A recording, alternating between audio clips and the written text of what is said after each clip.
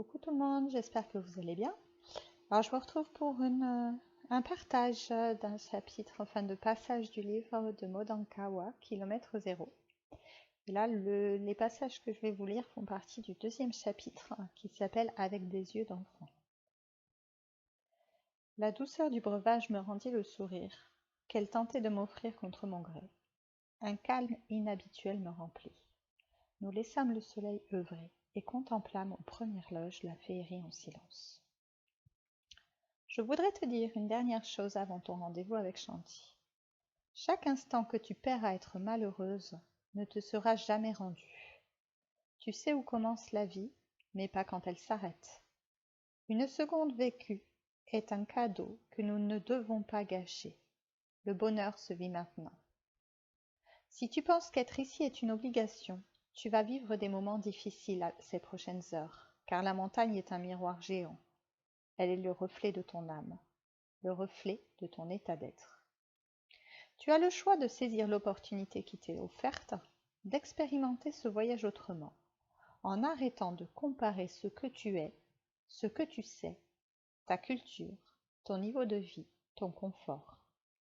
Si tu acceptes d'observer, sans juger, avec un regard neuf, en oubliant tout ce que tu as déjà vu, alors malgré toutes ces différences, tu découvriras un monde nouveau dans lequel tu pourras prendre un plaisir supérieur à celui que tu connais.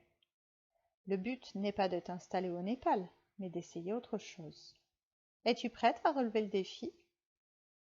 Je venais de vivre une expérience visuelle et sensorielle rare, que je n'avais pas ressentie depuis longtemps. La proposition me fit réfléchir. Pourquoi ne pas tenter? Le jeu me séduisait. Après tout, maintenant que j'étais là, autant en profiter. Je suis une femme de challenge.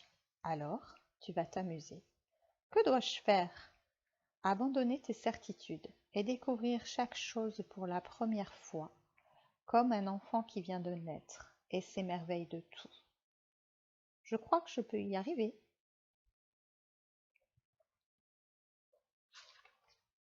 Un autre passage. Ne compare pas avec ce que tu connais. Oublie les ampoules. Imagine un oiseau qui découvre l'endroit sans conscience particulière. Crois-tu qu'il s'interrogerait sur ce genre de choses? Non, il vivrait l'instant. Continue à observer comme si ton cerveau était vierge. Regarde, sans ajouter de réflexion. Je commençais à comprendre que le jeu n'était pas si simple. À chaque fois qu'une idée me venait, elle était habitée de mes connaissances, de ma culture, de mes croyances. Je ravalais plusieurs questions car toutes m'éloignaient de l'instant, mais je n'arrivais pas à dissocier le présent d'un souvenir, quel qu'il soit. Autre passage. Ne t'inquiète pas, si tu le souhaites, tu dompteras ton cerveau.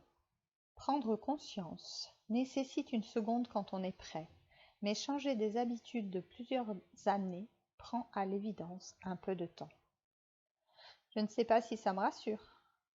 Crois-tu qu'en commençant la musculation, ton corps se dessinerait après quelques minutes d'effort? Chaque séance d'entraînement contribue à la réussite du projet. L'envie ne suffit pas, mais elle est à l'origine de toute création. Voilà, la phrase qui m'a touchée. Les phrases, enfin, il y en a deux qui sont importantes pour moi dans ce chapitre. Abandonner tes certitudes et découvrir chaque chose pour la première fois, comme un enfant qui vient de naître et s'émerveille de tout. Retrouver l'innocence de l'enfant qui découvre. Et ce passage aussi. Crois-tu qu'en commençant la musculation, ton corps se dessinerait après quelques minutes d'effort? Chaque séance d'entraînement contribue à la réussite du projet. L'envie ne suffit pas, mais elle est à l'origine de toute création. Il y a une autre phrase que j'ai soulignée aussi dans le chapitre. Mets au défi tous tes sens et écoute le ronronnement de la vie.